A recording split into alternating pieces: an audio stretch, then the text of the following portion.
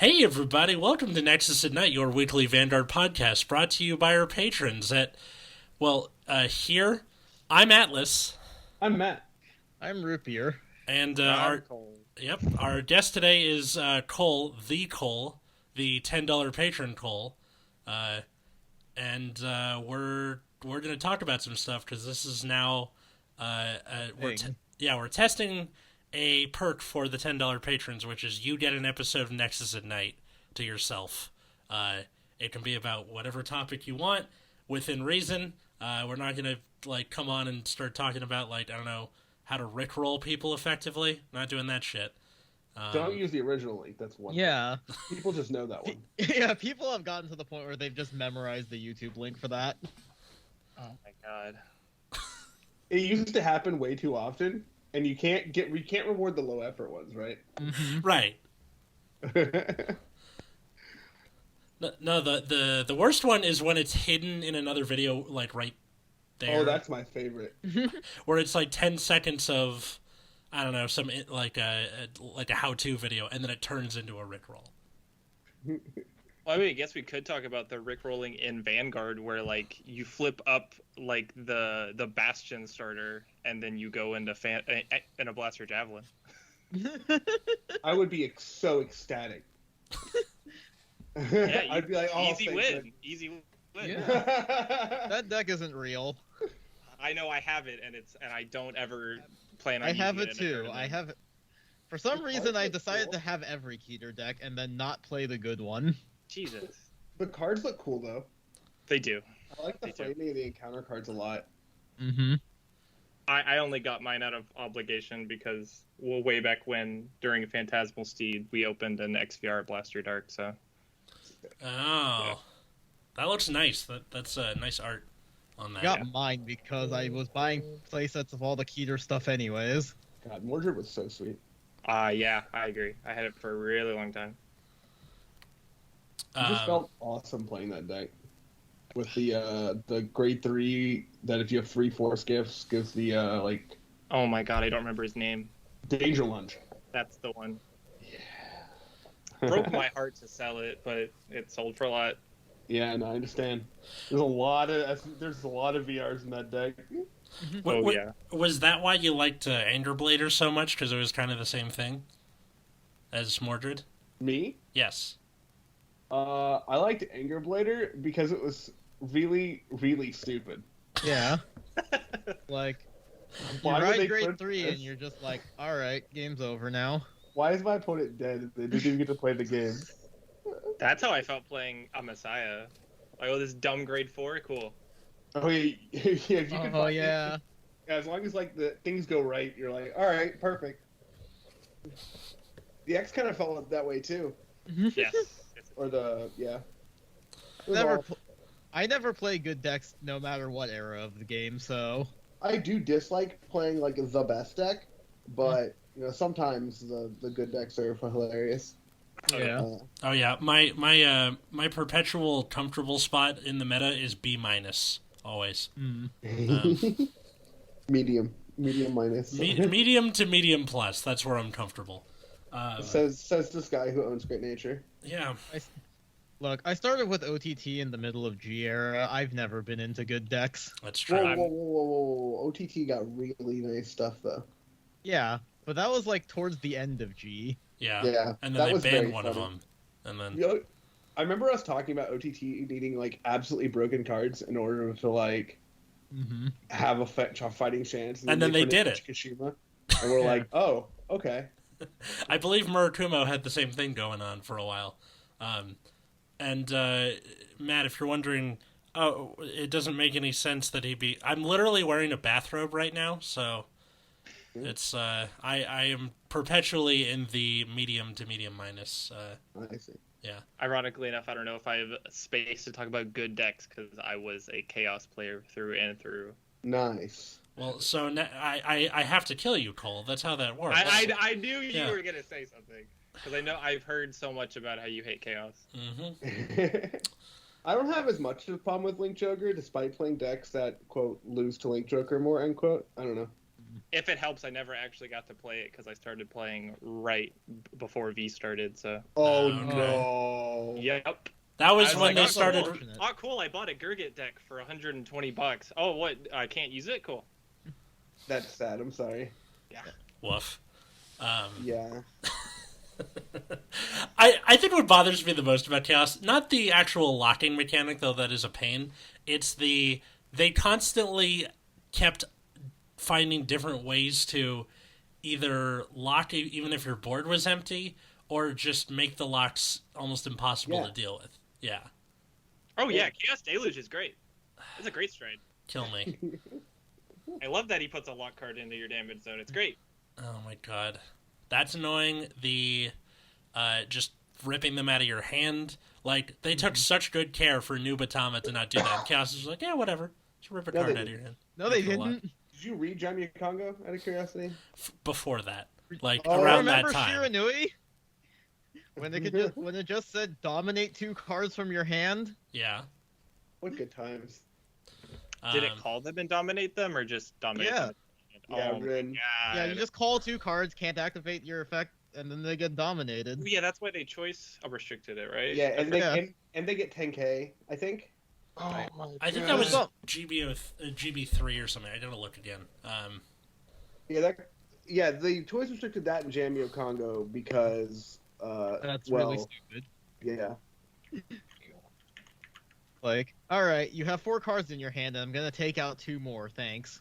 Oh my god. Yeah, GB3, the dominated units get 10,000 and crit +1. I forgot they gave it a crit, actually. Yeah, same. Oh, they also get 5k from the stride skill, or from the act skill, so they actually get 15k. Oh, okay. And this was back when shields were still 10k. Oh, Yeah, man. Random cards are 5. Yeah. What a cool card. What a cool interactive card. That actually reminded me of a premium game I tried to have with a friend of mine, and he had like a pre-V Messiah deck, and he lost so quickly because his shield value was like abysmal. Yeah. If you have like a deck full of grade 1s that can search your grade 2, go for it. Like, yeah. So, you like Chaos? Yeah, I love Chaos. Is there anything else that you like that makes other stuff that other people here might not like? that looks like Chaos. this is my That segment. looks like Chaos. This is my I don't know, segment. dude. Deleters are pretty bad. Oh, what?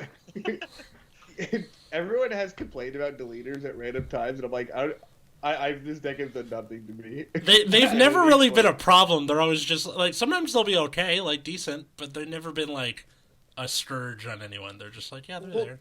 Nobody I knew ever wanted to buy it because no one wanted to pay like $50 for Igor's. Right, I Right. forgot about Igor. So everyone Yeah, was but like, Igor wasn't even that good of a stride. But that didn't matter.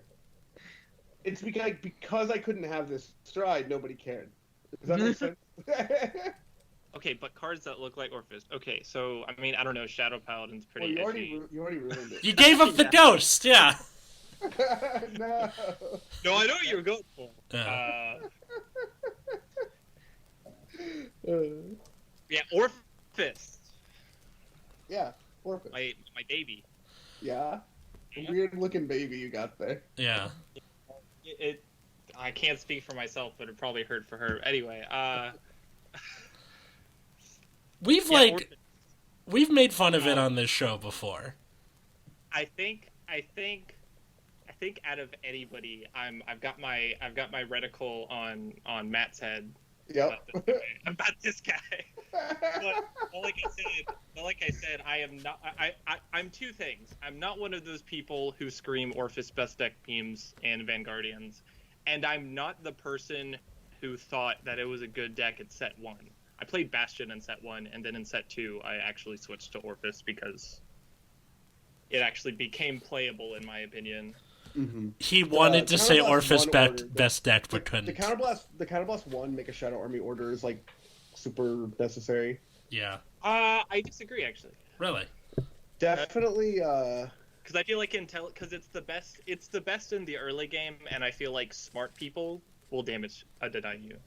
So Yeah, I just like usually pass on grade 2, and I'm like, I'm not dealing with that. and I know a lot of people probably won't agree with me, but I feel like I personally feel like Orfist is a very tempo-based deck, and because it doesn't have crits, it doesn't have restanding or anything like that, so it wants to grind you out, essentially. That's what the tokens are for. It pluses you, and that's why you don't run any draws, because you need those higher shield value. So anything that you can counter Orfist with helps it. Oh, you want to damage? Deny me? Cool. I take less damage. Oh, you want to only give me 1 damage? Cool. I've got an order for that. Or you're like, oh, you want to give me no damage at all? Cool. Some of the orders are Soul Blast 1, so that's fine. You know, like, I guess you can say that about a lot of decks, but I feel like in Overdress, at least, that's the most true for Orfist. Yeah, it's That like, makes sense. Yeah, no, I understand that. Okay, I guess a better way to tackle this is why do you think it's not very good? I think that at least in Overdress, the gap between like the decks that are really, really dumb and the ones that are not really, really dumb. So I guess like really, really dumb, I mean things like Bruce, Loro, etc. I'm like, what's the reason to play this? I have no experience against Illyrical at all, because like, what, doesn't the trial deck come out this Friday of like Yeah. But in terms of the Bruce matchup, I would say Orfist actually has the strongest counterplay to it, and the fact that with our set 2 support, you're retiring your own tokens. So so Leonard has a lot less pressure to give you, especially with cards like Thumbarino, who boosts the token, and it's a 38k column. Sure. And then retires herself and the token. What is the Leonard gonna attack besides your Vanguard? You know what I mean? And it's a lot easier to do that. And even cards like Alviderd, after it attacks, it can retire the token behind the Vanguard, so you're not, having to just guard the Vanguard and not the token. Right. Yeah, it's just like, yeah, there are some counterplay options, but I feel like as long as like you don't give them the free token, basically, it can be, the game kind of goes out a little longer, and then Bruce just generates like a lot of advantage because that deck does like everything. Because let's say they're like soul charging their Leonards or something dumb, or like they're soul charging a lot of triggers and they have to take a lot of damage. Because like the most Bruces I play against seem to take a lot of damage in the early game because they want to conserve hand for their final rush turn. Yes. Which is always fun when you're playing against someone, you see like 2 or 3 Leonards going to damage, and you're like, fuck yeah. Yes. Get in there. But what is it? Yeah, because we have the grade 3 order that retires, and Alviderd retires, there's ways to like answer them plopping down an Eden or a Leonard on turn 3 or even turn 2. So there's ways to answer it. Like I'm not when I'm playing against Bruce, I'm not trying to make it so that they steamroll me less. Well, I mean, I am, but I'm trying to make it so that they have to commit more to their own hand to pressure me more regularly, because then my huge columns, like they're all at least 30k. My huge columns are asking for 2 triggers every time. So eventually they're not going to be able to guard with all those cards they called. So if they're smart, they're probably not putting Leonards down. Like, if you're a Bruce player and you are playing against something that has a retire option, you are saving the Leonard for when Rush is on. I don't think, if you're smart, you're not going to put it down just like for a soul charge, because the column clearing and the calling a thing doesn't happen until you're on Bruce or in Final Rush. Oh, sure. So Eden I can understand. Eden is there for board control, but yeah, that's pretty much the only reason that people play that card at this point. True. I think and a lot of people going away are next set. Yeah. Yeah, and then there's no reason to play it set 3 because they get another card that's like kind of good. What the hell? A Eugene grade 2 version. Yeah, Eugene. and then Barrow Magnus gets something at some point, I pick, right? Copium? No, that's not true, because Barra Magnus is getting that one, like, grade 2 or grade 1 that puts normal units back into the deck, so you don't deck out as much. Oh, yeah. I think I remember their triple R being, like, pretty bad compared to freaking Leonard. Yeah. See, I hate that you're right, because I forgot what it does. I believe it's on attack Soul Charge 1, and then when it's in Soul, you can Soul Blast it to give your Vanguard 10k. Oh, and then you Soul Charge 1. Oh, I thought you were talking about, like, a triple rare they're getting in set 3. No, they didn't get a triple rare in set 3. I know, that's why. Oh, I guess that's why I forgot, yeah. No, that was their set 2 triple R, which is kind of like a rare from B era. Right. It's like a random rare from B era that, and then like a triple R and D. Do you think the deck will be any better once it gets that new restanding grade 2 in Orfist? Beat me to it. I was going to ask about the restander. You have to retire 3 Shadow Armies? Okay, so here's the thing. He's not a 4 of by any stretch of the imagination. No way at all. God, no. I feel like I max like 2. I was about to say, I'm going to play 2. And I feel like that's going to be a late game card for after you Persona ride. No, it's your full commit card. Yeah. It's your I ran out of Alvadurds and all my Thumbarinas are in the drop zone. Slap this boy down, turn him sideways 2 times, yeah. Please work. Please work. Oh my god, on an over trigger turn, holy. Yeah. That boy's in your case or your opponent's, because on an over trigger turn is either a very good thing or a very bad thing. Oh, in my regard. Oh, okay, then good. I don't affect the over trigger late game somehow because I guess I'm a god. But gotcha. No, I always draw it immediately after doing my mulligan, just in my hand. Or you're this player and you soul charge at turn 1. Yep. There you go. I like it when I have something to counterblast for on turn 2, and then I take it as my first damage, and then I'm like, okay. Yeah. Something else also getting in set 3 that makes it difficult to damage deny is like a new grade 1 that searches the top 3 for an order, and then you can soul blast 1 and retire it if you're on turn 3 or after to get a token. So, I mean, I don't know. I just think that the deck does enough to survive through decent final rush turns. Because, like, I'm just going to be the guy who's like, oh, but at my locals I get first all the time. And because I do, but I'm not gonna pretend like that's a good argument. Yeah. Because I think I do. I've got, in my locals, on average, I have a Bruce player, a Zorga player, Seraph Snow, which I think is the hardest matchup Orfist has, an Overdress player, and that's it, I think. Yeah. We get more, but it depends. Like, Prison Stock has just kept going up since set 2. Oh, yeah. They got that, that middle set that we got that gave them cards that make the deck work. Mm-hmm. And then they got set 2 where they actually got cards that were playable. Yeah. And like, the good card they got in set 1, which was Aggro Rouge, is like, just like... Okay, looks pretty good now. Yeah. Yeah.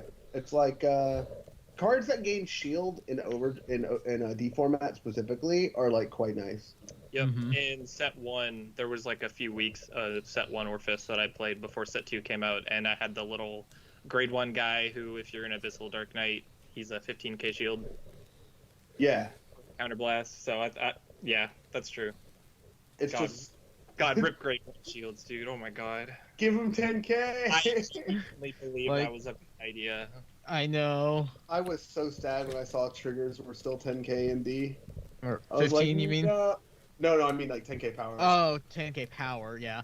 I was like, no. And then they like reduced the shield values on everything. On heals, right?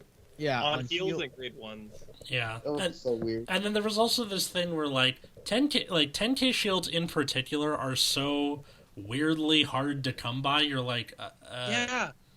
Okay, like they could have at least made like draw triggers 10k shield or something. Maybe something. I don't know, but it's just funny to me that like the Dark States guy that's like Counterblast 1 for 5k shield, that was played for a time specifically because attacking for 18k power is better, arguably, than attacking for 23.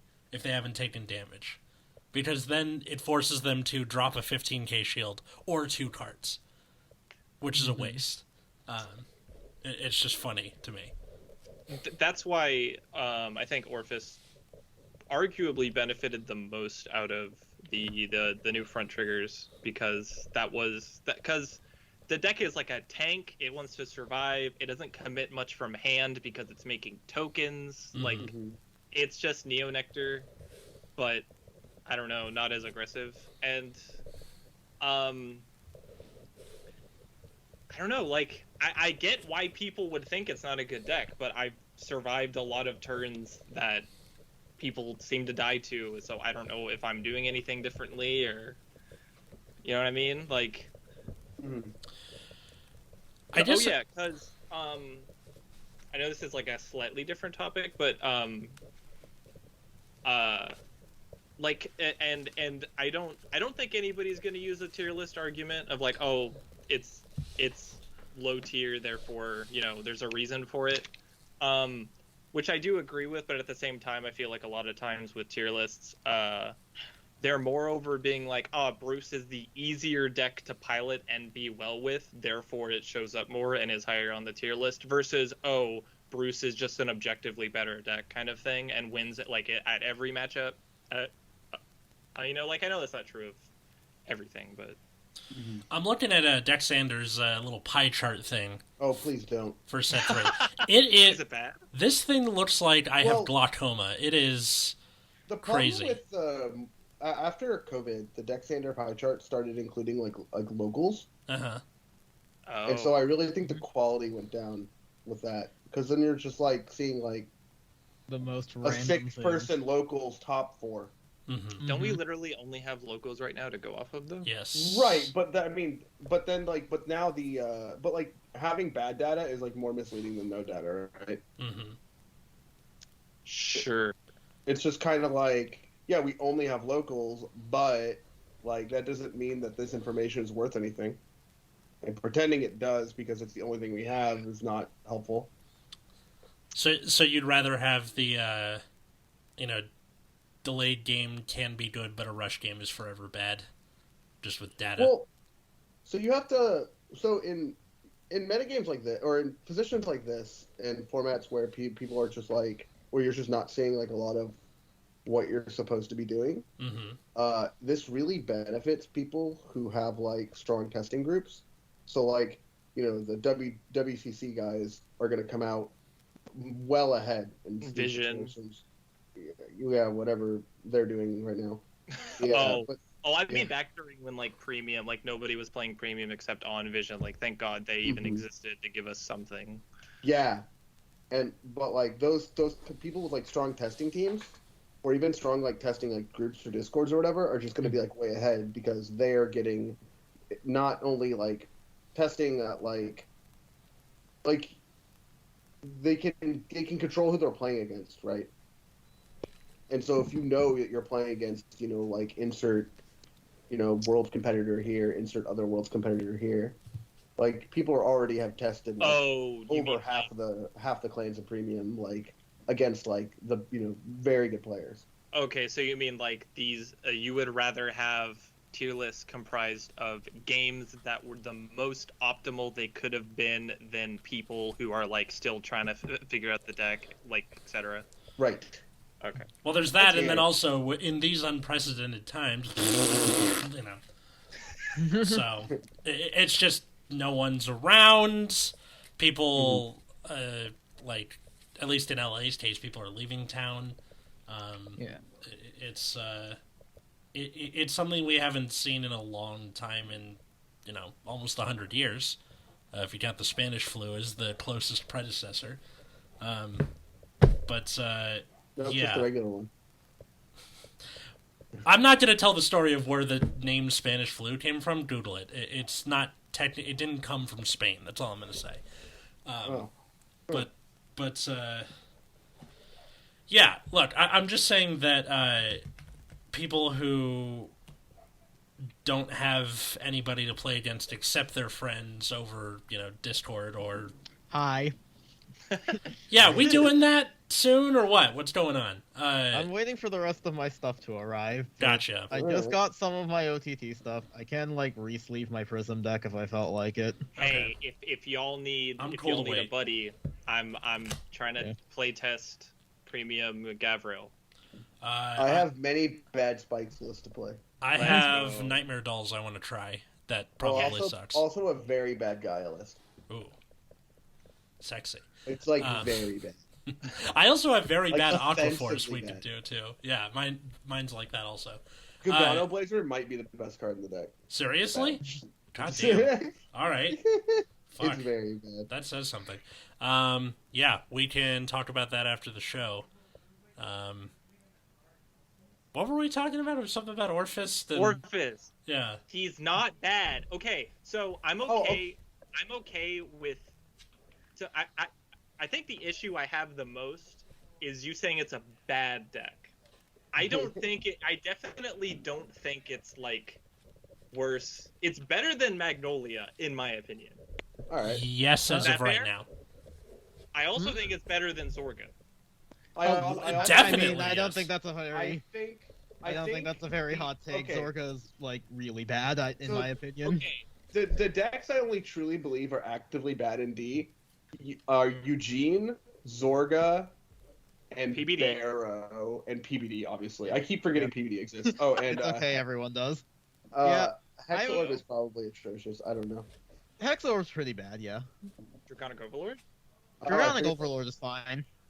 I think it's better than those decks, if that makes sense. Like, significantly. Okay. I would put Draconic Overlord into like bottom, like 5, right? Mm-hmm. And some of the Lyra decks are atrocious too, but I don't feel like going through all those. You're right. Yep. And so there are like some decks that are just like at the bottom of the barrel. Like no one plays Eugene because it's good. They play it because it's comically bad. Or there's that guy in my locals who's like, I know I can make it good someday. I will keep grinding, and you're like, relax, okay? There's this like mentality when people play like rogue decks where they forget that like you still have to understand the metagame instead of just like brute forcing it. Mm-hmm. I don't know. But Vanguard, it's hard to do that because you don't have like selection on like like Yu-Gi-Oh. You have dumb staples, right? Mm-hmm. Oh Right. my god, I love and hate that. Yeah, I right. love and hate that so much. It definitely lets you do whatever you want, like play almost like get away with playing some really dumb stuff, but at the same time. Oh yeah, so I remember this at 30 minutes into the conversation. Another big thing I wanted to talk about is how you guys often say that cards, and maybe I'm to assume decks the more you say stuff like this, that cards that help you, the cards that make you win, God, what is it? Cards that make you not lose, like, Compared to winning. And I feel like Orfist has been doing that like in strides. Like it's got no crits, it's got no restanding, but it has big shield. It's keeping card advantage. Like the only thing it's got going for it aggressively is big columns. Right. So it does a lot of not win, but somehow wins. So I don't know if that like applies to everything or you know what I mean? So there is an amount of the magic phrase would be "jund 'em out," right? Where you're just like, I'm going to basically keep like doing haymaker things, right? And my opponent will eventually just be drowned in, my threats just keep showing up and you just don't, right? What was the term you used? Jund 'em out? Jund 'em out. It's a magic term. It's a magic term. So there's a magic deck called Jund, and Jund is at this point a very fair green, black, red deck. It plays like a bunch of removal, it plays a bunch of creatures and powerful planeswalkers, and pretty much what it does is you just play big thing. First you look at your opponent's hand and take their best card, and then What's the rest? Usually Inquisition of Kozilek or Thoughtseize. Oh yeah. Some combination. So you have more decision on what you want to steal, right? And then you just like play monster, and then your opponent's like, I must get rid of monster, and you're like, okay, I will get rid of your monster. I will play another monster. Starting And to that sound just- really familiar. Right, and then you just do that until your opponent dies. Like this deck doesn't really have like a win con in the natural sense, but it is it is like a very mid range deck, which Vanguard is pretty much what it like. That's most of the decks in Vanguard are that. And so yeah, in that respect, I think it does fit very well into the plan, right? Okay, And like so at the end of the day, it's not a bad deck. It's just a very mid tier deck. that's kind of what I just have to counteract all the people who yell Orfist best deck. So I'm a little overly negative on Orfist, if that makes sense. That is understandable. I will Yeah. accept that answer, but I don't like you anyway. I'm kidding. Damn. Understandable. I don't like No, me. you're either. fine, man. Yeah, it's I sometimes I'm like overly antagonistic to things that people are like way too positive about Yeah. for like kind of unbasedly, and I'm just like, okay, well, so I apologize about that, and I'm Oh, just no, kind of you're like. And I'm just kind of like, look, I'm just gonna pretend it's like the worst thing in the world. Oh, sure. I mean, you could pretend like the people who play Orfist are bad, but like me, you could call me a shitter all you want, but I don't think the deck itself. I don't think it's fair to call the deck itself bad when there are so many other worse decks to beat up on. Oh yeah, for sure. Like Barrow Magnus. God, I wish PBD was better. Oh my god. I don't. My little Ren heart breaks. I remember playing PBO back in Boomer Vanguard. That was a time. That deck, by the way, did nothing. Yeah, you would just be a That cross deck. ride, and that was it. Literally, I would just not win the game with that deck. Like I you would play against Dote, right? And your goal would get like in the Dote matchup back then. Your goal was to not deal 6 damage to your opponent, but deck them out. So you would purposely let them hit you with Dote just to see if they'd activate the effect. Oh, so Serifs. No, I see. And if they activate the effect, now you're ahead on cards in deck. Oh no, that's not right. What was that dumb Mega Colony deck that literally tried to deck the opponent out? Was there one of those? I remember. What is that card's name? Gunning Gunning Colio. Folio. I remember playing that and like running. Of course, the only way that deck wins the game is by milling properly on Gunning Colio and playing Antlion. Yeah. And Phantom Black. Yeah. And Yes. sometimes you just never mill the correct card with Gunning Colio, and so you were never allowed to win the game. Mhm. Like I've played games against Meg Colony where they just had 15 cards in hand from like turn 3, and they was just never won the game because they never milled properly on Gunning Colio. Or they were playing, or you played against a Mega Colony and you were a Gold Paladin and you died every time. Oof. Especially if you were playing Aggravain. I wouldn't know about that though. Clearly. Oh my God, that- I was playing Murakumo that game. Yeah. Yeah, as you should have. Wait, was that before or after a Phantasmal Steed? That was after Phantasmal Steed. Really? I just couldn't kill them because like I had more. both of my what is his name? Hugas, or not Hugas? Shaki Vogue. Shakis. Yeah, went to damage, and so I was just like, So I couldn't get like super huge numbers, so I'm just kind of like approximating. That's always That way- fun when you have the like something that's super peace reliant, and then they both go to damage. Like just playing Harry against Gleaming Garmor, and both my Starry Pop dragons went to damage. Get owned. I was like, okay, I guess I just can't do what I want to do for the whole game. I And- just built a Nirvana like a week ago, and my friend gave me 2 Ergers, and they both went into the damage zone first game. No. I know. I was like, holy shit. But I did So- win that game. I did win that game because the Mega Coney player decked out, which was very funny. Isn't Mega Colony's whole thing now you just use the Dredor's Stride where they just can't stand their whole field next turn, and then you also get a multi-attack out of it? Right? Where it's like, on attack, you counterblast or soul blast or something, flip a copy, your opponent's Vanguard and Rear Guards can't stand, search your deck for a grade 3 or something, call it to rear. Something like that. Yeah, that sounds about right. Poor Mega Colony. They were never like memorable. They were they were just like. Oh no, they were memorable. I mean, Overwhelm was like really good, right? Overwhelm was a good card, but that didn't. It was just kind of too late, you know. Yeah, it We're was talking like about like Giera Gridora right now. Or V. Oh yeah, which one? No, it was I'm like pretty sure V is the one that called a grade 3 on attack. Yeah, It did. Yeah.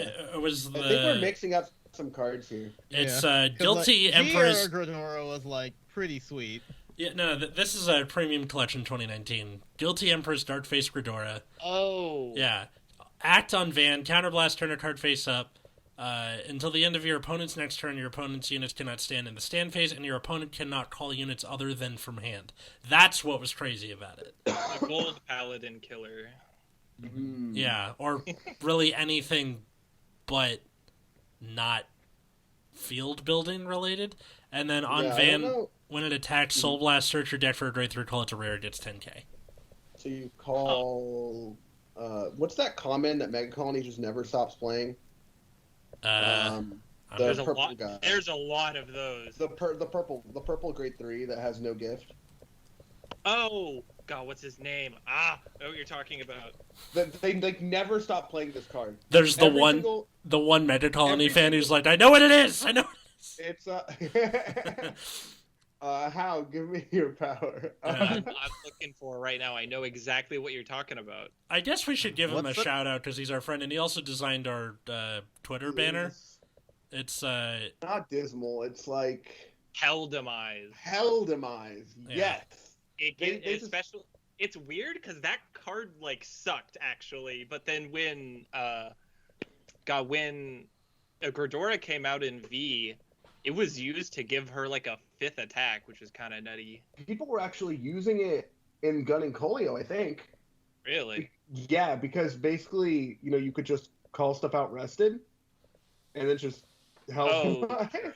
Yeah. Because they were still playing Machining Stag back then. yeah, they're either doing that or they're calling out just Antlion, but probably not as often.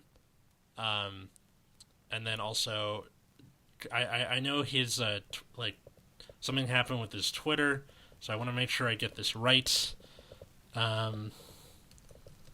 Because how is our friend or whatever? Damn it!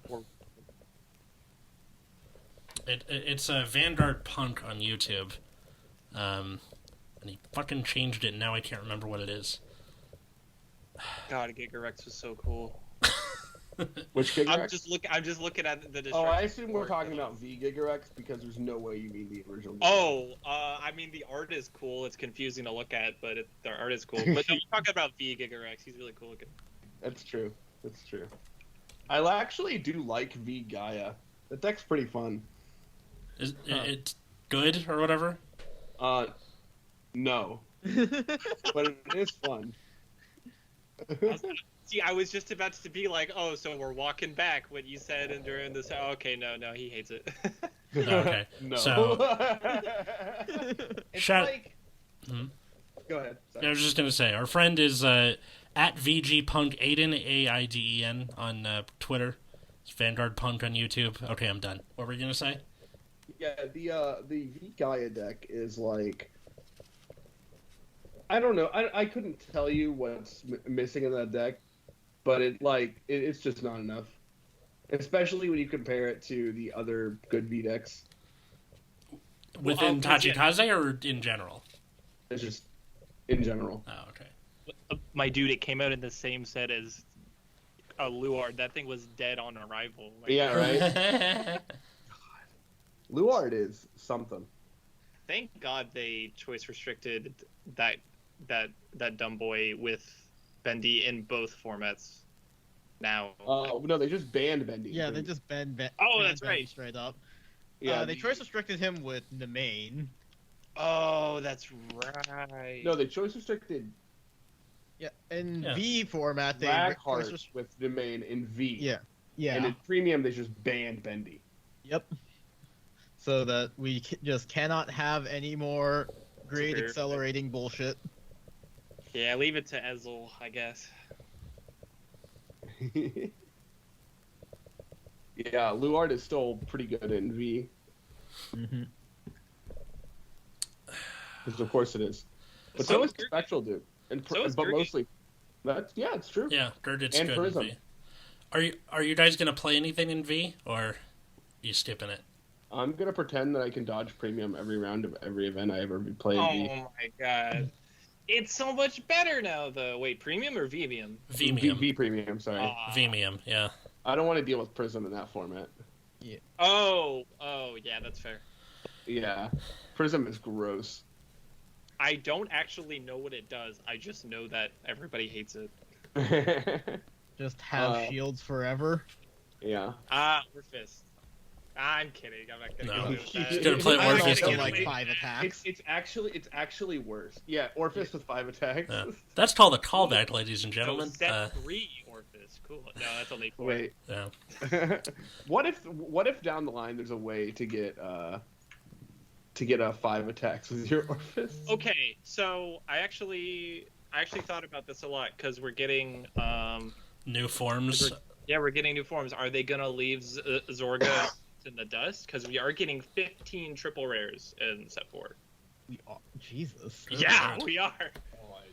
Which I'm assuming that means a triple rare per ride line, because I think there's 3 ride lines per nation. So yeah. Yep. No.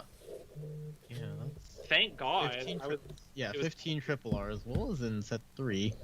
Oh, they only had 10. Damn, you're right. They're just Thank having God. triple R's for theoretically everything. Theoretically, yeah. Although that Dragon means that- Empire would have 4 ride lines now because of the new TD. Uh, Right. Overlord. Because you got Alright. weapons and shit. I have a really dumb question that no one's gonna want to answer. Do you think that every nation will get 3 of those triple R's? Yes. I want to say yes. To God. I want to say yes, but they've been so bad about it. Have they? I'm pretty sure everybody's gotten. No, indeed they've been good about it. It was in V that they were just like Yeah. atrocious about it. I mean, Looking at like- you. Yeah, Shadow Paladin's like, how many? We're gonna take like 6 of these. Is that cool? Yeah. well, I mean, see, here's the thing: is like in set 3, they gave like the second triple R slot for. It was like 1 for the new ride line, and then 1 for the like set ride line. Jesus Oh. Christ, my brain. But then, because like Brandgate, you have Gravidia, and then a cardinal card for Brandgate. I think. Still okay. You got Cloak Flagberg and then Cloak Shadow, which was for Zorga, and then just randomly in Dark States they were like, you know what? Baro Magnus doesn't get a triple R. My We're gonna give God. another one to Bruce. And before everybody like, oh, but you can use it in Baramagus. Yeah, but you really shouldn't. There's like, if you're in Final Rush, oh god. Yeah. Yeah. So In one skill, isn't. Therefore, it goes in the deck. I guess. No, it doesn't. also just randomly not supporting the TD for lyrical in the actual set. That was sweet. Oh yeah. Didn't they Wait, get like I- a triple rare or a double rare or something? They got 1 double R. At this point, it seems like Kyrie Ghosts was an intentional decision on their part.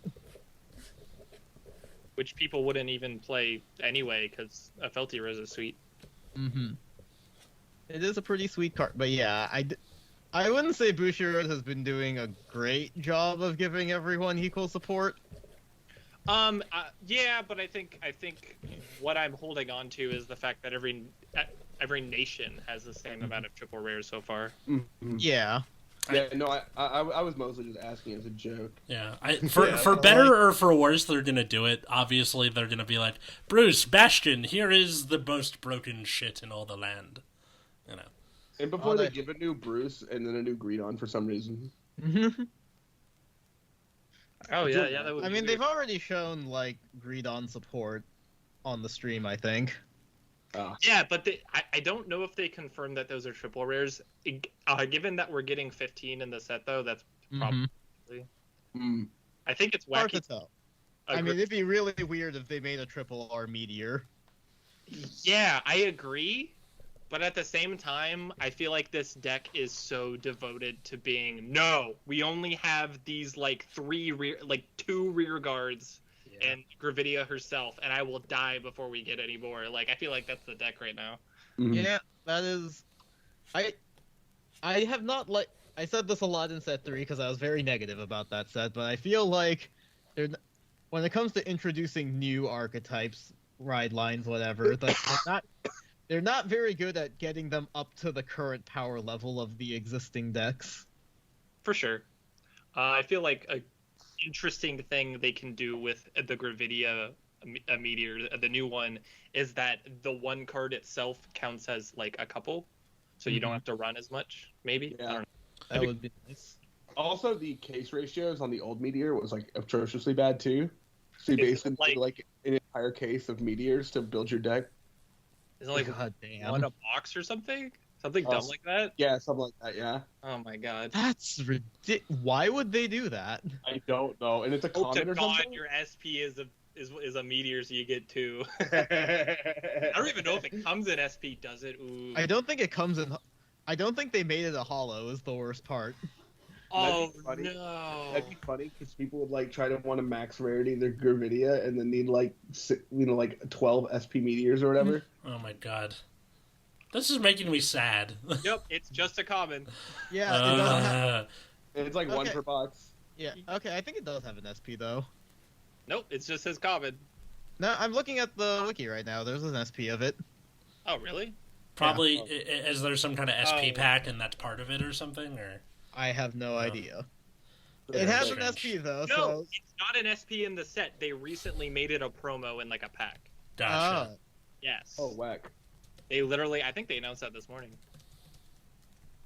Interesting. So it's not really a reprint because it's like what? Oh, and here's the math on it. They said that there are only 999 promo packs in general, and there's what, like 14 cards in the set, air quote. So there's actually only like 70 meteors Oh at my all god. that they're reprinting. Oh my Jesus. god. I This know. is a giant beam. By the way, that counts for your bingo card. Even if someone else does math, that counts. So, Oh, mark I it. guess I did. I busted out the calculator for that one.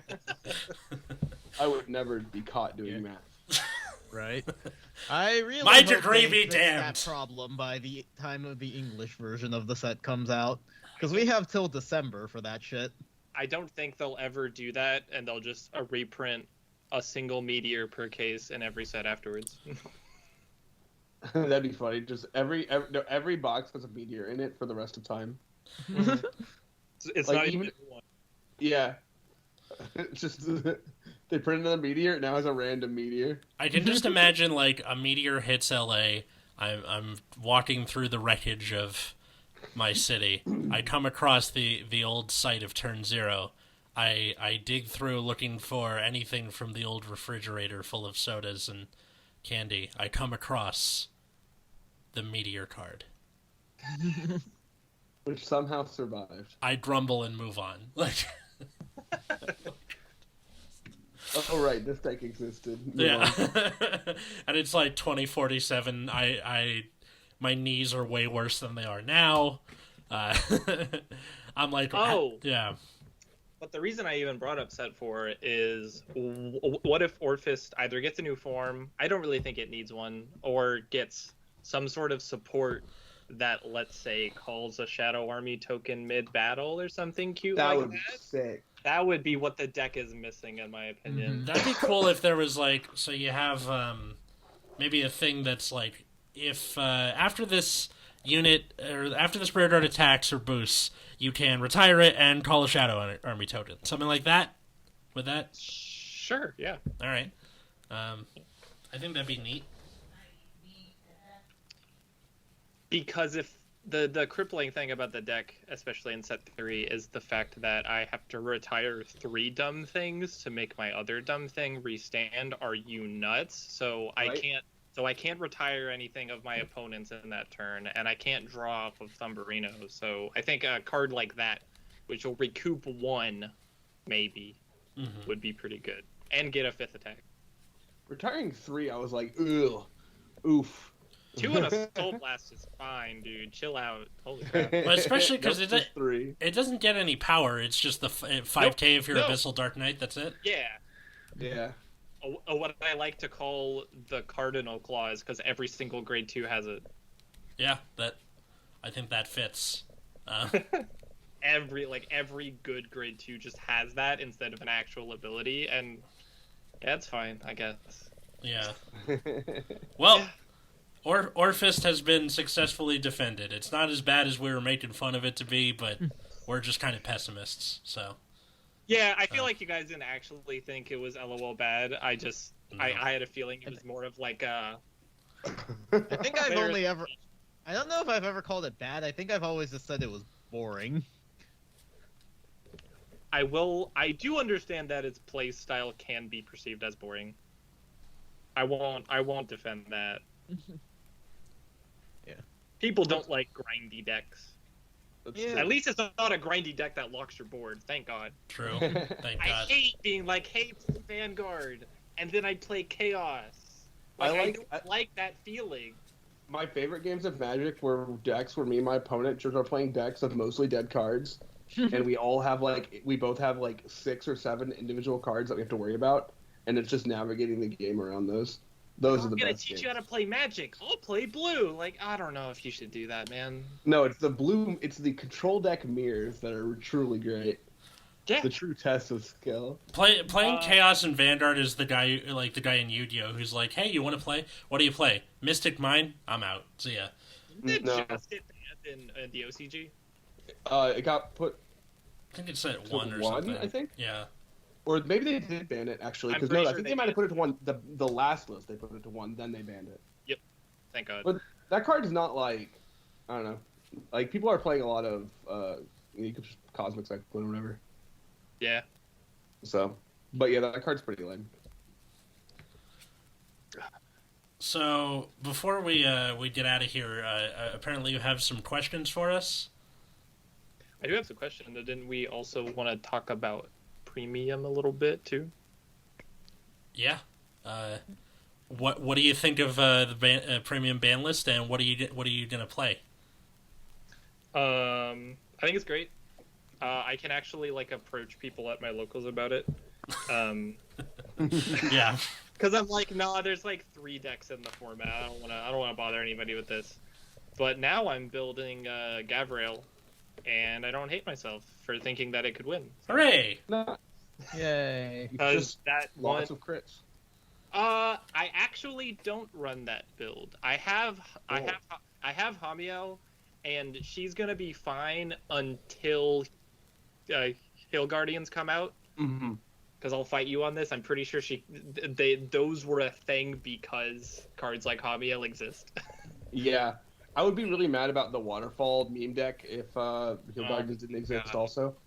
But so I'm kind of building my list right now with Hail Guardians in mind, and I don't think I can cheese people out with Hamiel that much. So I'm focusing on more of a multi-attack with like the previous like a rescue stuff that they had in late G, and mixing that with like the black support that we got in like the last proper V set. So. Any comment on Refro still being at 1? I didn't actually know what it did until like a week ago because I was just getting the list together, and I'm like, oh, countercharge 2, that's pretty cool. Yeah, that card's nuts. I can see why it wouldn't be at 4 though, but Yeah. then I would have to play more stands, and I don't want to do that. That's not the point. The point was that you could loop the thing for literally forever. That was fun. Itself. Yeah. Because it would be like, it would just be the last few cards in the deck with itself. So you would get it when you would draw, then you just do it again. So Yeah, the old G no-CL decks would basically just tear through their deck using no-CL's like Vanguard skill, like, and then just like then start refrosing forever. Mm-hmm. And So you or had rescue like checking. a million power. Yeah, and then just so you have like these giant Nurse of Broken Hearts. yeah, they would be my god, yeah. pretty much And then infinite you could power. restand them. Yeah, you took his Vanguard and trigger stand triggers because your deck is all stand triggers. See, that's another thing that I like about the the Tail Guardians is that I don't have to run like the grade 2 and grade 3 V no-CLs that like give me damage because they also do that. Mm-hmm. Um, I think Golds is going to play additional Angel and just not ever have a grade 3 to take, so they can Spear right? X. I don't know why people are running that. Because they want to Spear X. Oh. So if you draw additional plus a Heal Guardian, you can Spear X. Right. Yeah, that does make it piece reliance, wherein like you either get the early Ezel or the early Stride with Spear X. It's very hard to do both. That's like a 4-card combo or something. Yeah. But Ezel's still very strong. Oh yeah, definitely. Really good deck. Just like getting that exact, I'm going to not only ride up on your ass, but stride on your ass. You know. Yeah. So I'm definitely very interested in, mostly interested in Spikes and Tachikaze. I don't think Spikes is very good. Are you kidding me? There's so much like, it's like almost like Orfist best deck. Well, TM. Levels of annoying about how good Hellheart 8 is. So Heal Guardian. So normally Hellheart 8 gets a lot of like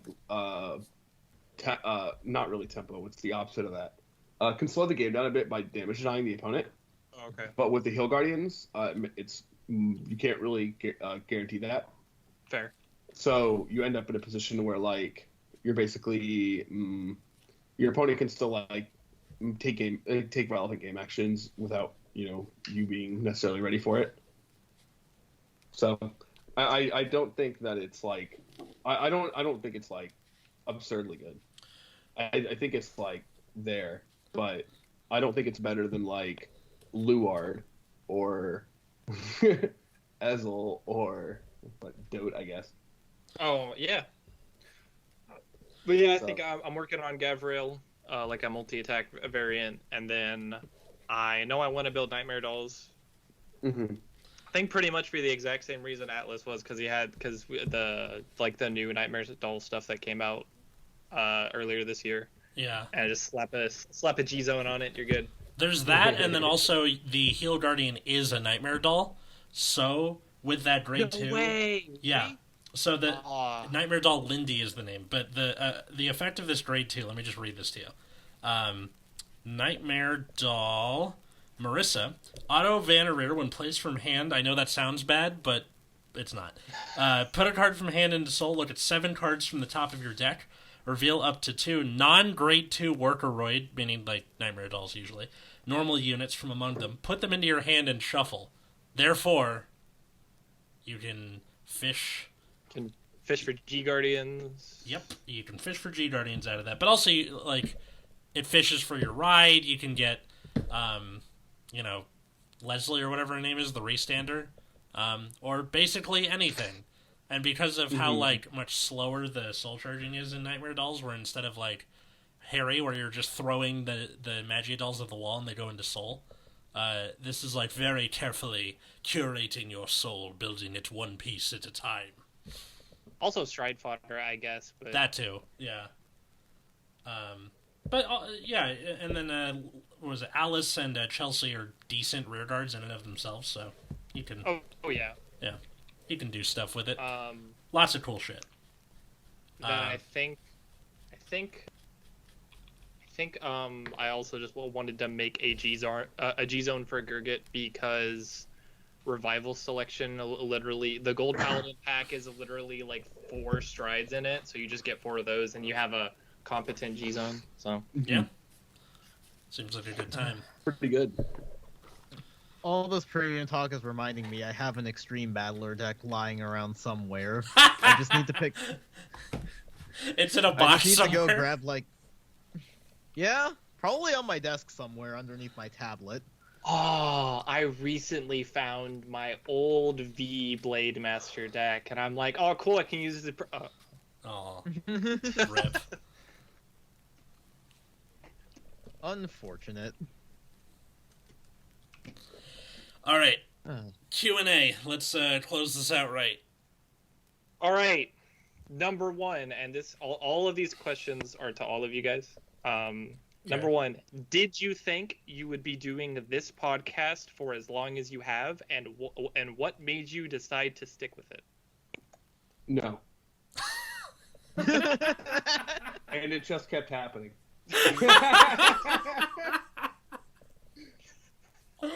Considering the game has rebooted twice, and I've like stopped playing the game throughout multiple points in its history, I'm honestly surprised I'm still here. I can't remember just how many of the V episodes where I was like, yeah, I don't actually play this game anymore. God. I don't know if I thought I'd be doing this for this long. I realized that I enjoyed podcasting a lot pretty early into it, and that's what made me like branch off and start doing other ones. So I think, yeah, I could see myself still do it.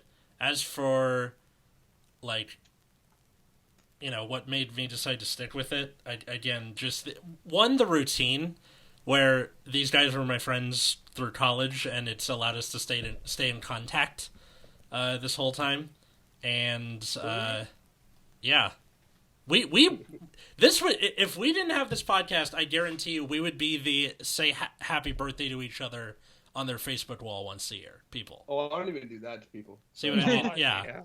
So. All right. Yeah. Cool. I don't use Facebook. I use Facebook like I use Twitter, just to complain about work. I use it to just repost the jokes I put on Twitter. So, yeah. Cool. All right. Number 2. Was there ever a part in the lifespan of this game that almost made you quit? If so, what about the environment or the decisions being made contributed to it? Root Beer, you want to take this one? I was just gonna say, like, I feel like he's got a lot to say. Yeah, like because like I stopped playing around GBT 13. Part of that was like graduating college, moving back home, not really having a locals to go to. Some of that was like the meta kept getting crazy, and there was a lot of negativity around the game. Like that was back when I still went on Proof's Discord, and it started getting really negative there. So I like didn't go on as much. You know, didn't really go to my locals because it's like 40 minutes away by bus, and it's super inconvenient. Did you stop interacting with the game, like, in general? Like, you didn't even look at new stuff coming out? Or I've never completely quit the game cold turkey because of this podcast, but like so like I would always keep up with like reveals and discussions and stuff just because of this, but in terms of like interest in the game, I think end of G era I was very zoned out of the game. I think similar things happened in V around like Luard. If you said end of G, when did you turn back on to it? When V era started, because you know, rebooting the game, it seemed promising, and then I think I started OTT best deck, let's go. Yeah, but I think I checked out of V pretty early, actually. It was probably when, like, what was that one card that stopped you from rewriting? The Murakumo card. Oh my god. Arrestor? Zanbaku. Yeah. Yeah, Zanbaku.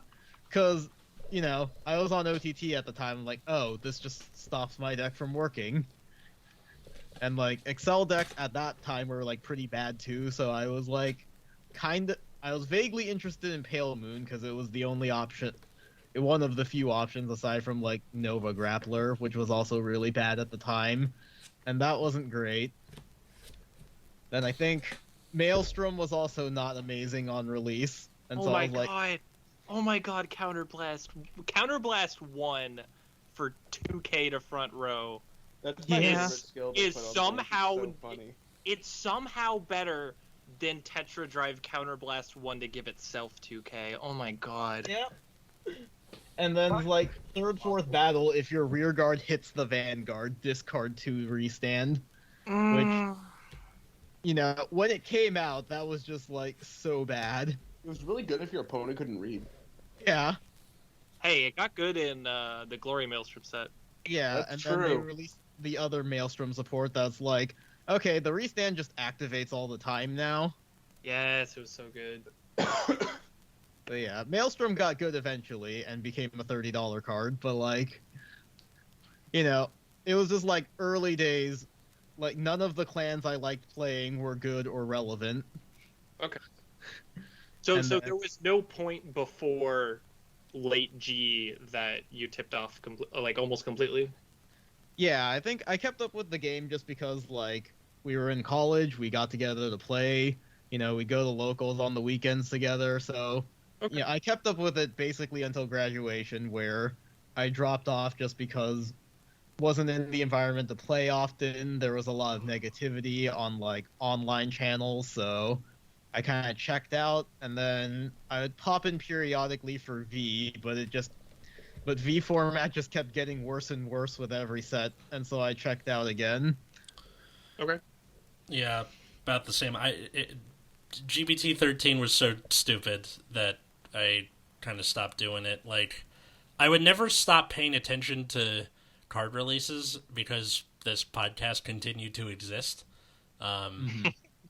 But I would definitely like stop. Like, for a large portion of the pandemic, I just didn't play for a long time just because there was no one to play with. Like, when this ban list got released, I literally had to blow the dust off of my Great Nature. It was sitting on my desk in a box that I would use to elevate my computer for when I was for recording Generation Dan or whatever. Wow. Yeah. So yeah, and again, like the podcast is the bones to the squishy gelatin body that is my interest in Vanguard. Whenever that goes soft, the bones keep it in place. Okay. Yeah. What about you, Matt? Yeah, there were plenty of times I fell off, mostly due to huge life events. Okay. Yeah, like moving from California to the East Coast was a big one. Then like after the after the fire or whatever. Bingo. So there's just various times where I'm just like kind of wasn't into it, and like I think through V era I was pretty okay early on. Then Bermuda came out and I was very not okay with it. Yeah. I don't know, man. I think your horn about Murakumo. I don't think you ever have a right to be mad at the game of how well they treated. Oh yeah, Emo. yeah, no, totally. No, Murakumo was good every single time. I'm saying like tier 1 every single time they got support. God, And even Zanbaku was very good. Yes. People just thought you needed to do the Counterblast 2 thing ever, and you're just like, no, you can't rewrite. Oh my God. And that was good enough. But I think the kind of thing that kind of made me really sour on V was when they started making a lot of kind of gift stacking. Yeah. Oh yeah. Right when you had like these decks generating just like tons and tons of gifts. Is it weird to think that I feel like that was the only way that V could have gone into like air quote interesting power crate, given the format it's in? Is that weird to think that, or could they have done something more creative, air quote? I feel like they could have done something more creative because they were definitely trying to. If you look at things like Harry, Mm-hmm. And then like the V Clan stuff, yeah, I guess. yeah, it's just that like it's just kind of too late once you've printed stuff like like Gurguit and Yeah. yeah, I and love Luard. That's fair. Yeah, so I think they definitely did try at some point, but it was kind of already like, well, these cards already exist, so good luck. So it's interesting because like the reason I asked this question is because I started in late G. I don't really have a frame of reference for like how people received like early like a Boomer Vanguard and stuff like that. So Oh yeah, so back in the olden days, so When I was your age. Let's go back to you can actually say that I'm not very old. we can go if we go back to kind of like the very early sets of Vanguard, so like 1-2-7 or 1-2-6, the order we got them in. So there wasn't really anything like people. There were decks that got played a lot, like a lot. Like Spectral Duke got like a lot of play, but people were just kind of like it was a pretty new game. People were just kind of playing, right? Mm-hmm. And like the best decks basically just came up pretty easily. Like Dote was obviously very good. MLB was very good. decks that got crits had restanders. Obviously, were all very good. People didn't really get. I didn't feel like a lot of people at that time were like, dissatisfied in big ways. I think people were like dissatisfied with like their clan not getting support because like Meg Colony hadn't had support. Like, so if we go to like BT 12, right? Meg Colony hasn't had support in like 10 sets. So maybe there's some people who are mad about that. So it's more of a people didn't play the game long enough to see the really high highs of the game to be able to complain about what could have maybe been low lows. I don't know. I guess possibly. Yeah, but can't think of any. I think the time that people got like really sour about the game is Legion era. Really? Oh boy. Yeah, so Legion Was it era, just because like every clan only got one wave, or it was so short, or That's the thing, is So- not every clan even got one wave. yeah. So one thing that ended up happening is you ended up having like these so early in Legion era, the game it was mostly whatever, and then like when you got like Musketeers and Gold Paladin, a lot of people really liked those clans. And those decks just took like a billion years to operate. Because of all And the shuffling and then rechecking Yeah, top they didn't 4. really do anything. It was mostly just spinning your wheels, but like, especially in the case of Musketeers. But like, so I just didn't feel like waiting for 40 minutes while people played out those matches. especially since like the Legion mechanic in general like prolonged the game basically. Yeah, Okay, up until we got Regalia and Shadow Paladin. yeah, that's fair. I remember Rebellion Shadow OG Paladin just podcast murdered episodes where you guys talked about this. This was before I joined. Yeah, Yggdrasil, and Revenger Abyss would just end lives. Because it would be crit and guard restrict or crit and race stand, right? That was the... Yeah. Yeah. You're just like, well, how do I guard this? It's like, how big is that? Like 50k, no G's, and you're like, all right, All right. and a crit, perfect, hit me. And this Oh, was and- before we had like G Guardians or anything like that, so you had to Yeah. use the 10k triggers. I remember actually specifically the very first thing people got really upset about was the Cat Butler interaction with Legion. Right. God. That was fun. That Cat Butler could restand your Legion because it had a grade 2 in it. Yes. Yep. Oh, wow. And then when one stood, Yeah, the other there went was with that, it. People quit the game over that, straight up. That was the first Wow. time I remember people being like, I'm done. That's kind of insane. Yeah. Okay. So- But I think that's the first time like I remember like there being like local like that was Uproar. I was at HSI in California and people were just like actively upset about this. Yeah. Okay. It would be a That thing makes because sense. I can- before, if you sucked, it would just be like, ugh, what a pain in the ass. With the Cat Butler thing, they were just like, all right, you know what? I'm done. I'm out. Bye. See ya. I remember people writing emails to Bushiroad and tell SEA about it to try to figure out the ruling before we got mad about it, Yeah. and they responded and everyone was just mad. Okay. And wasn't Angel Feathers Legion like a promo? Yeah. Yes, A lot of them were promos. Great because, Natures was, God. Pale Moons was, a lot of them were. Dark Regulars. Yeah. Murakumo. Murakumo. Yeah, I think like everything that didn't get a God. main set just got a promo or like a Legion and G era when it was like way too late. Yeah. I will That's say insane. this though, the Spike Brothers Legion deck was nuts. Yeah. We've told that story with Jared tons of Jared. times. Yeah. God, And love that- Bad End Dragger. I love that card so much. the Great Nature one wasn't terrible. Tester Fox was all right, but wasn't the best thing in the world. Wasn't taking tournaments by storm. It's just pretty good. I want to play. I love Bad End Dragger. That card's sick. Even the current one, the V Series one, or I like the V one. Oh yeah, that one's actually pretty sweet.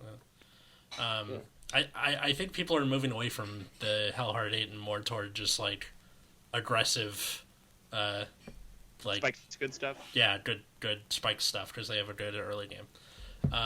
You could be. Yeah.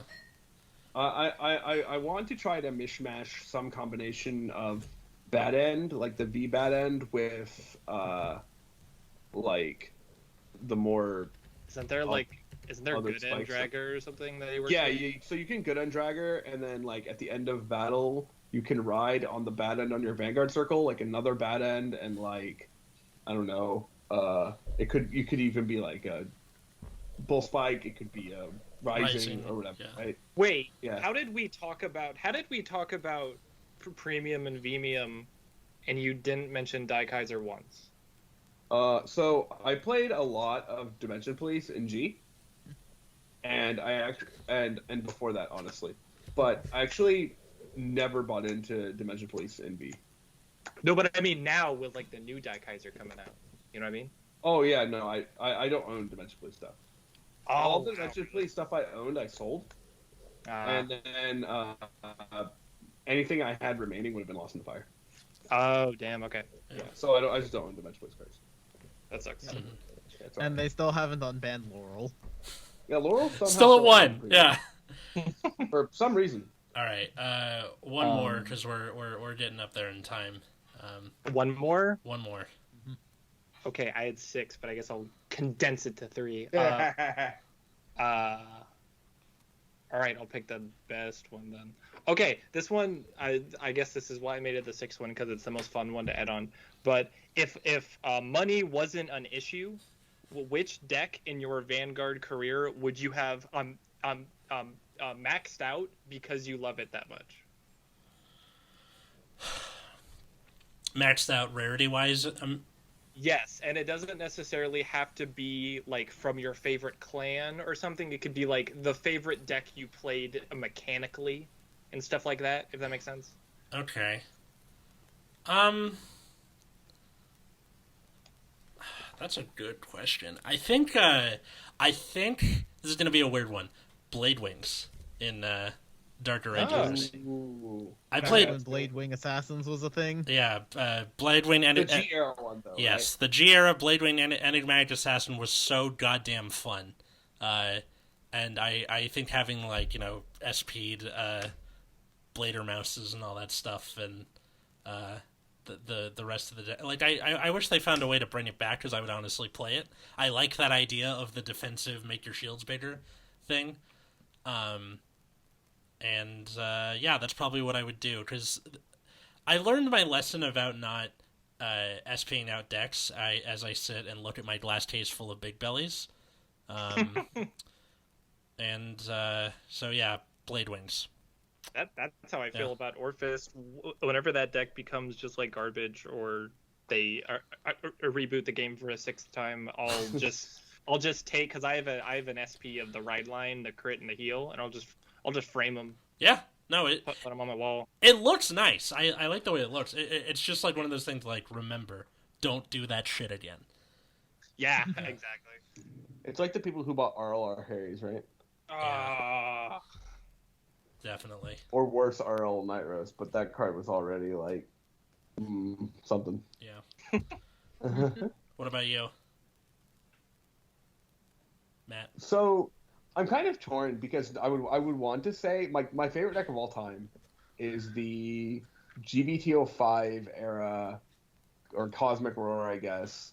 Die Kaiser Sinbuster deck. Okay. Fuck that thing. That deck is quite possibly my favorite deck of all time. But the problem is max rarity. The SPs don't look that different because there's no full art SPs, right? Right. That didn't come till later. Which is really sad to me because like I think the full art SPs look really, really good. Mm-hmm. Like really good. But I think if I had to like magically own like and like a max rarity deck of some kind, it probably would have been like late Gears in G because that deck was sick. Ooh, if you did that, then you would have an SP of like what they used to be along this card name. Yeah, for sure. But yeah, that deck was actually sick. Okay. What is that? Die Kaiser Leon. Chrono. No. Well, not that. As far as like full art SPs, the Gears deck. Oh. The one with like Protojet. Heritage or whatever it's Heritage, called? yeah. Heritage is such a sick card. I agree. He looks so cool. So I'm gonna go that one. Okay. That's fair. What about root beer? Probably like G-era prisms. That's cool. That was a fun deck with Sunshine Vert. I guess I'd expect that from a Bermuda Triangle player. I'm kidding. You're funny. It's interesting. It's actually really interesting that none of you said any deck that would have looked shinier. Like, you didn't go for a purely like aesthetic choice. Well, I did pick Gears because I couldn't have the Flirt SPs in the old TP deck. Okay. So that was what was. So like an SP Bermuda deck would have like so much alternate arts. True. Oh, Duos, true. baby. Got to get those feet. Oh my. Have you guys seen the guy on Vanguardians who complained about how the trial deck, the lyrical ride line in the trial deck are all mermaids, but they don't have like mermaid tails? He's like, this is an outrage. I have to get SPs to get fins. Oh my god! Like, And then all the boomer Vanguard people are just like, bitch, it was the other way around for us. You shut up. Have I mentioned yet how much I hate Vanguardians? Yes, he has. Vanguardians is so obnoxious. I love making fun of people on there, but Yeah. that's kind of it. To answer your question about why we didn't pick it based off of like how shiny it was, at the end of the day, it's a game that I play for fun, and I would rather have a deck that I had the most fun with be the shiniest than the deck that was the shiniest to begin with be shinier. That's fair. Yeah. Okay. So, Cole, thank you so much for coming on Nexus at Night, and for supporting us. Yes, sir. Where can people find you and follow you and all that good stuff? So, I was kind of, I guess, a little bit of a delinquent because my computer didn't want to cooperate with me, but I was actually going to try to upload an Orfist deck profile. Ooh. But I'm still working on it, so I'll just shoot you the link if you want when I get it uploaded. But Okay. Other than that, at Super Sonabro on Twitter, and I think that's the only thing that I would want people to find me on. I don't really do anything on Twitter anyway, but if they want to yell at me for saying Orfist is a good deck, then Yeah. I guess that's where they do it. Yeah, that's half the fun. How do you spell Sonabro? It's just Sonic, but replace the C with BRO. Oh, okay. Also, not a supersonic reference, is something else. But Found you. Super Sonabro. All right. Oh wait, are you also playing Melty Blood? Hold on. I am my playing God. it. I've been enjoying it. Same. I guess I also have like a personal YouTube. Yeah. A Silver Sky SYLVER space Sky. Not the channel I'll be putting the deck profile on, but it's the one that actually like has stuff on it already. So. Okay. Yeah, that'll be down in the show notes / description. Yeah, you can find the show at Nexus at Night, Twitter, Instagram. Support us, patreon.com / Nexus at Night, like Cole and Darren and Josh have done so graciously. To Darren and Josh, They're next. yeah, you guys are next at some point. Please reach out to us about whatever it is you want to do. And then how about the rest of us? You can find me, Matt, on Twitter at Wiggums, 2Gs. You can find me at Plasma Eclipse. And then you can find me at Atlas Novak, Twitter, Instagram, or check out my other podcast, Generation Dan, on Twitter, or on any podcast app or YouTube. It's a Gen X, Gen Y, Gen Z comedians, and we're all yelling at each other. So it's a good time. I cannot believe how long this episode has gone, but thanks for listening, and until next time, I was Atlas. I'm still Matt. I'm Root Beer. I'm Cole. And have a good night, everybody.